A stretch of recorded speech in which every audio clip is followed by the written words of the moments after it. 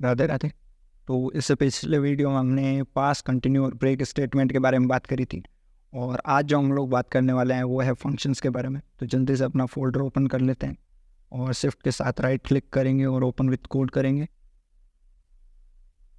तो functions basically क्या होते हैं कि फंक्शन एक ऐसा कोड होता है जिसको आप किसी प्रोग्राम में बार बार यूज़ करना चाहते हो, ठीक है, लेकिन उसको बार बार लिखना नहीं चाहते। एक कॉल से आपका पूरा कोड वापस से एग्जीक्यूट हो जाना चाहिए, ठीक है। तो वो चीज़ होती है। तो यहाँ पे मैं बना लेता हूँ fun.py, यानी कि फंक्शन डॉट पाई। तो अगर आपको एक फंक्शन बनाना है तो उसको डिफाइन करने के लिए आपको पहले डेफ कीवर्ड का यूज़ करना है। डेफ कीवर्ड यूज़ लिया जाता है फंक्शन को डिफाइन करने के लिए, और उसके बाद में आता है फंक्शन का नाम, यानी कि फंक्शन नेम, और उसके बाद में आते हैं ना उसके पैरामीटर्स, ठीक है। यहाँ पे पैरामीटर्स दिए जाते हैं, तो P1 और P2 इस तरीके से पैरामीटर होता है, ठीक है। आप जितने पैरामीटर फंक्शन को डिफाइन करने में देते हो उतने ही पैरामीटर आपको फंक्शन की कॉलिंग में देने होते हैं।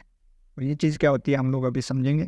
और उसके बाद में आता है फंक्शन के अंदर उसका स्टेटमेंट, वो फंक्शन क्या काम करेगा, किस काम में आएगा, वो चीज़, ठीक है। तो इसको एक बार मैं कमेंट कर देता हूँ और इसी बारे में हम लोग बात करने वाले हैं। तो पहले फंक्शन के अंदर हम लोग देख लेते हैं कि जैसे फंक्शन को मैंने डिफाइन किया डेफ, और यहाँ पे मैंने लिखा फंक्शन 1, और यहाँ पे मैंने कोई पैरामीटर नहीं दिया है और कॉलन लगाया। कॉलन लगाना बहुत ज़रूरी है। कॉलन लगा के आप अगर टैब में आते हो तो इसका मतलब है कि आप फंक्शन के अंदर हो, लेकिन अगर आप टैब से बाहर हो तो इसका मतलब है कि आप फंक्शन के अंदर नहीं हो, ठीक है। आप किसी भी फंक्शन को पास भी कर सकते हो कि आप इसको बाद में डिफाइन करना चाहते हो, लेकिन इसमें एरर नहीं आना चाहिए, तो आप इसको पास कर सकते हो। लेकिन फंक्शंस के बारे में बात कर रहे हैं तो पहला तो आता है कि कोई फंक्शन जो प्रिंट स्टेटमेंट के साथ में है, और यहाँ पे अगर मैं लिखूँ कि 1 ये चीज़ प्रिंट होनी चाहिए, ठीक है। और उसके बाद में मैं इसको एंटर कर देता हूँ। और अगर मैं अभी इसको रन करूँ तो दो की ज़िंदगी की कंट्रोल लेस करते हैं। अगर मैं अभी इसको रन करता हूँ तो इसमें कोई आउटपुट नहीं आएगा, ठीक है, क्योंकि हमने फंक्शन डिफाइन कर दिया है। फंक्शन के अंदर हमने प्रिंट फंक्शन के अंदर प्रिंट को काम में लिया है, लेकिन हमने फंक्शन को कॉल नहीं किया है। लेकिन अगर यहाँ पे मैं fun1 करके इसको कॉल करता हूँ और विदाउट एनी पैरामीटर्स, क्योंकि हमने फंक्शन के डिफाइन करते टाइम भी कोई पैरामीटर्स नहीं दिए हैं, ठीक है। अब मैंने फंक्शन को कॉल किया है तो जैसे ही कोड यहाँ पे आएगा ये फंक्शन को कॉल करेगा, फंक्शन के अंदर जाएगा और प्रिंट स्टेटमेंट के अंदर वाली चीज़ को प्रिंट कर देगा। ये चीज़ होती है। अब एक बार कंट्रोल एस करेंगे और इस कोड को वापस से रन करके देखेंगे तो यहाँ पे बता रहा है कि अनएक्सपेक्टेड इंटेड एरर। इसका क्या मीनिंग होता है? सॉरी, हमने इसको सेलेक्ट करके कोड को रन किया है, यानी कि वो एक चीज़ को रन करना नहीं करेगा। इसको कंट्रोल एस करते वापस से रन करेंगे और यहाँ पे टैम्प कोड रनर का फाइल बन गया है। तो बेसिकली ये एरर आपको आ सकता है कि अगर आप एक कोड को सेलेक्ट करके रखते हो और वापस से जैसे हमने ये कोड सेलेक्ट किया और इसको मैं रन करूँगा तो यहाँ पे टैम्प का जो फाइल बन जाएगा और वो सेलेक्टेड कोड को रन करेगा। तो अभी हमने इसको रन किया तो यहाँ पे fun1 करके प्रिंट आउट आ चुका है, क्योंकि कोई पैरामीटर्स नहीं है। अब मैं आपको बताता हूँ कि एक और फंक्शन के अंदर टाइप होता है जो होता है रिटर्न टाइप। अगर आप रिटर्न टाइप में फंक्शन देते हो तो वो चीज़ कैसे काम करती है तो उस बारे में बात कर लेते हैं। जैसे मैं यहाँ पे एक स्ट्रिंग ले लेता हूँ और उसके अंदर मैं लिख देता हूँ fun2, ठीक है, और फंक्शन की कॉलिंग को हम लोग 2 कर देते हैं, ऊपर वाले फंक्शन को कमेंट कर देते हैं, ठीक है। ये रिटर्न स्टेटमेंट टाइप का फंक्शन होता है। तो ये मैंने फंक्शन की कॉलिंग करी और अब मैं इसका रिटर्न स्टेटमेंट लिखने वाला हूँ, ठीक है। तो मैंने यहाँ पे लिखा रिटर्न और एस। तो ये फंक्शन जो है वो मुझे एस को रिटर्न करना है, ठीक है। तो इसका मतलब क्या है कि ये फंक्शन जो है मुझे फंक्शन F2 को रिटर्न करेगा, ठीक है। अब मैं इसको रन करके देखूंगा, कंट्रोल एस करेंगे, लेकिन इसके अंदर भी कोई आउटपुट नहीं आएगा, ठीक है। यहाँ पे कोई आउटपुट नहीं आ रहा है। तो इसका मतलब क्या है कि ये यहाँ पे रिटर्न तो एस कर रहा है, लेकिन हम जो है वो फंक्शन को प्रिंट नहीं कर रहे हैं। तो अगर मैं इसको इस तरीके से लिखूँ कि यहाँ पे मैं लिखूँ प्रिंट, और प्रिंट के स्टेटमेंट के अंदर मैं इसको लिखूँ कि फंक्शन 2 की कॉलिंग अगर मैं प्रिंट स्टेटमेंट में देता हूँ और इसको कंट्रोल एस करके अब मैं अगर इसको रन करूँगा तो इसके साथ में जो भी रिटर्न स्टेटमेंट होगी वो प्रिंट हो जाएगी। यहाँ पे fun2 प्रिंट हो चुकी है, ठीक है। अब बात कर लेते हैं पैरामीटर्स के बारे में। तो कितने पैरामीटर्स होने चाहिए और कितनी नीड होनी चाहिए वो चीज़ के बारे में बात कर लेते हैं। तो यहाँ पे मैं लिखता हूँ fun3, ठीक है। ऊपर वाले को एक बार रिटर्न स्टेटमेंट को कमेंट कर देते हैं और उसके बाद में हम लोग लिखेंगे कि जैसे मैंने यहाँ पे एक पैरामीटर लिया ए, ठीक है। तो उसके बाद में आपको यहाँ पे लेना है प्रिंट स्टेटमेंट में ले लेता हूँ प्रिंट और ये हमने लगाया ए, और उसके बाद में ये चीज़, उसके बाद में मैं यहाँ पे ए को प्रिंट कर रहा हूँ, ठीक है, ये नॉर्मल सी बात है। और यहाँ पे मैं फंक्शन 3 की कॉलिंग करूँगा, तो ये मैं बाहर आया और यहाँ पे मैंने किया है fun3 और ये मैंने कॉल कर दिया, ठीक है। अभी तक इसमें कोई पैरामीटर्स नहीं है। अगर मैं अभी इसको रन करता हूँ तो ये मुझे एरर देगा, ठीक है। इसको एक बार कंट्रोल एस कर लेते हैं, इसको रन करके देखेंगे। तो यहाँ पे देखो एरर आ रहा है, क्योंकि यहाँ पे one statement required positional statement है, जो आर्ग्यूमेंट है वो हमने नहीं दिया है। तो यहाँ पे हम लोग पैरामीटर में ए देंगे, ठीक है। लेकिन अभी तक हमने ए को डिफाइन नहीं किया कि ए की वैल्यू क्या है, ठीक है। तो ज़रूरी नहीं है कि आप यहाँ पे ए दो, आप यहाँ पे कोई भी वैल्यू दे सकते हो, आप यहाँ पे कोई भी स्ट्रिंग दे सकते हो, ठीक है। तो जो चीज़ आप इस पैरामीटर के अंदर दोगे वो चीज़ उस पैरामीटर में मानी जाएगी। यहाँ पे अगर मैं 5 कर देता हूँ तो ये 5 जो है वो उस ए की वैल्यू है। लेकिन अगर मैं यहाँ पे ऐसा कर देता हूँ कि ये मी इक्वल्स टू और 6 है, और यहाँ पे अगर मैं बी कर देता हूँ, इसको मैं डुप्लीकेट कर देता हूँ ताकि दो कॉलिंग फंक्शन आप दोनों चीज़ों को समझ लें। यहाँ पे मैं बी कर देता हूँ, तो अब ए की जो वैल्यू है वो बी है और बी की वैल्यू 6 है। तो पहली बार के लिए फंक्शन का आउटपुट 5 आएगा और दूसरी बार के लिए 6 आएगा। कंट्रोल एस करेंगे, इसको एक बार रन करके देखेंगे। तो ये मैंने रन करके देखा तो ए 5 है और 6 है, यानी कि जो आपने यहाँ पे पैरामीटर दिया है वही उस ए की वैल्यू है, ठीक है। अब दो पैरामीटर्स के बारे में बात कर लेते हैं कि अगर आपने दो पैरामीटर्स दिए हैं फंक्शन में तो वो किस तरीके से काम में करते हैं।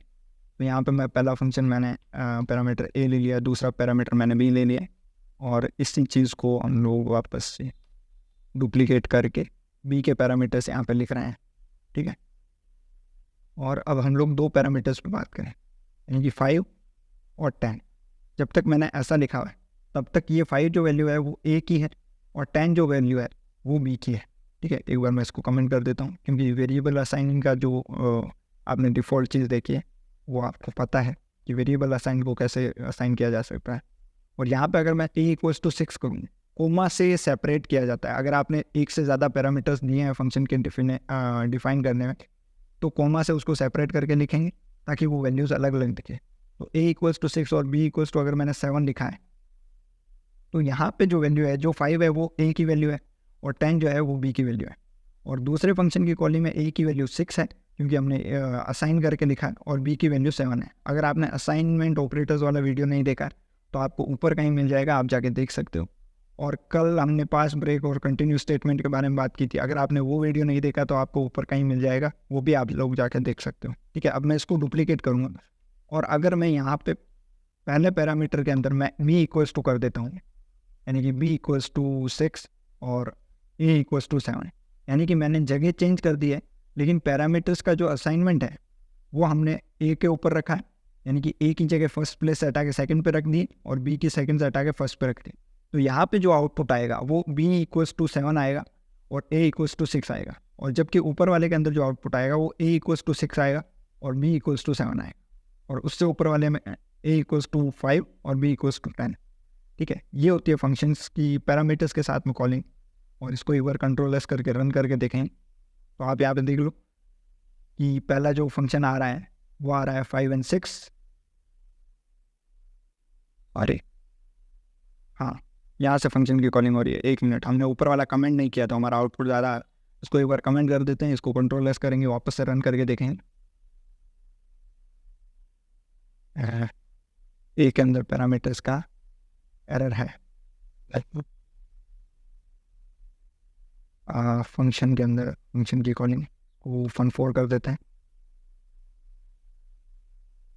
fun4 मल्टी कर्सर का यूज़ करते हुए e4, ठीक है। कंट्रोल एस करेंगे, अब इसको रन करके देखेंगे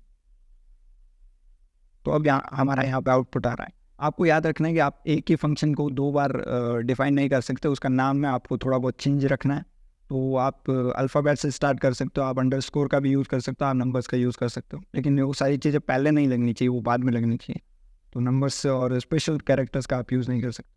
तो पहले फंक्शन की कॉलिंग में हमारे ए की वैल्यू 5 है और बी की वैल्यू 10 है, वैसा ही आउटपुट आ रहा है। दूसरे में हमारा 6 और 7 है, लेकिन तीसरे के अंदर हमने जगह चेंज करी है और उसके साथ में हमने ए की वैल्यू 7 दी है, तो हमको ए की वैल्यू पे 7 मिल रहा है यहाँ से, और बी की वैल्यू हमने 6 दी है तो बी की वैल्यू यहाँ से हमें 7 मिल रही है, ठीक है। ये होती है फंक्शन की कॉलिंग। अगर आप डिफाइन में अंदर आपने 3 पैरामीटर्स दिए हैं, 4 पैरामीटर्स दिए हैं, तो आपको कॉलिंग में भी उतने ही पैरामीटर्स देने पड़ेंगे, और अगर आप रिटर्न स्टेटमेंट देते हो तो आपको फंक्शन को प्रिंट स्टेटमेंट के अंदर आपको लिखना पड़ेगा।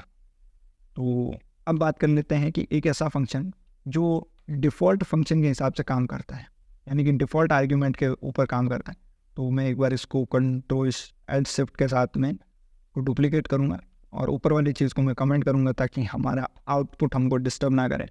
और अब बात कर लेते हैं, इसको मैं करूँगा fun5। ठीक है, अब डिफ़ॉल्ट आर्ग्यूमेंट क्या होता है कि मैंने 2 आर्ग्यूमेंट यहाँ पे दिए, तो ए के अंदर मैंने कोई वैल्यू नहीं दी, लेकिन b इक्वल्स टू अगर मैं 7 कर देता हूँ तो ये इसका डिफ़ॉल्ट पैरामीटर है। यानी कि अगर मैं यहाँ पे फंक्शन की कॉलिंग के अंदर अब अगर मैं एक ही आर्ग्यूमेंट दूँ, यानी कि ये मैंने किया fun5 और यहाँ पे मैंने एक ही आर्ग्यूमेंट दिया है 5, ठीक है, यानी कि ए की वैल्यू असाइन हो गई है 5 और बी की वैल्यू जो है वो यहाँ पे असाइन ऑटोमेटिकली डिफ़ॉल्ट में 7 है और इसका इंट टाइप है क्योंकि ये टाइप्स को ऑटोमेटिकली डिफाइन कर लेता है। तो अब मैं इसको कंट्रोल एस करूँगा और इसको मैं रन करके देखूँगा तो यह यहाँ पे 5 आ रहा है और यहाँ पे 7 आ रहा है, ये चीज़ हो गई। तो डिफ़ॉल्ट आर्ग्यूमेंट इस तरीके से काम करता है। अगर आपने किसी फंक्शन को डिफाइन करते हुए एक से ज़्यादा आर्ग्यूमेंट्स या पैरामीटर्स दिए हैं लेकिन उसमें आपने डिफ़ॉल्ट आर्ग्यूमेंट को रखा है तो आपको ज़रूरी नहीं है कि उसको फंक्शन की कॉलिंग में देना पड़ेगा। ठीक है, उसको आप फंक्शन की कॉलिंग में बिना दिए भी आप फंक्शन को रन कर सकते हैं। लेकिन आपको ध्यान रखने वाली बात यह है कि अगर आप किसी फंक्शन को रिटर्न टाइप में लिख रहे हैं तो उसको प्रिंट स्टेटमेंट के अंदर कॉल करें अगर आप आउटपुट चाहते हैं तो। लेकिन अगर आप आउटपुट नहीं चाहते हैं और रिटर्न में रखना चाहते हैं तो वैसे रख सकते हैं। और अगर आप फंक्शन को प्रिंट स्टेटमेंट के अंदर चला रहे हैं तो आपको सीधा फंक्शन को कॉल करना है और आपको आपका आउटपुट मिल जाएगा। ठीक है, तो ये थी हमारी आज की बात फंक्शन के बारे में। तो आज के वीडियो में हमने फंक्शंस को देखा कि फंक्शन को कैसे डिफाइन किया जाता है, फंक्शन में पैरामीटर्स क्या होते हैं और उस फंक्शन की कॉलिंग किस तरीके से की जाती है, रिटर्न फंक्शन क्या होता है या प्रिंट स्टेटमेंट के साथ में जो फंक्शन होता है वो किस तरीके से काम करता है। तो अब कल जो हम लोग बात करने वाले हैं वो बहुत इंपॉर्टेंट बात है। कल हम लोग बात करने वाले हैं फंक्शन के अंदर फंक्शन को डिफाइन करना या फंक्शन के अंदर उसी फंक्शन को वापस से कॉल करना, यानी कि रिकर्शन के बारे में हम लोग बात करने वाले हैं और लैम्डा फंक्शन के बारे में हम लोग बात करने वाले हैं। तो अगर आपने चैनल को सब्सक्राइब नहीं किया तो आप चैनल को जल्दी से फटाफट से अंगूठा फेंक के मारो या कीबोर्ड सब्सक्राइब हो जाना चाहिए। और उसके बाद में अगर आपको वीडियो ये अच्छा लगा हो तो इस वीडियो को लाइक करें। पाइथन का प्लेलिस्ट हमारा चल रहा है, अगर आपने एक्सेस नहीं किया तो आप उसको जाके एक्सेस करो, आपको एंड स्क्रीन पे मिल जाएगा। हम लोग सी लैंग्वेज के ऊपर भी कंटिन्यूस बात कर रहे हैं, तो अगर आपने सी लैंग्वेज वाली प्लेलिस्ट को भी एक्सेस नहीं किया है तो वो भी आपको एंड स्क्रीन पे मिल जाएगी या ऊपर कहीं मिल जाएगी, तो आप जाके उसको भी एक्सेस करो।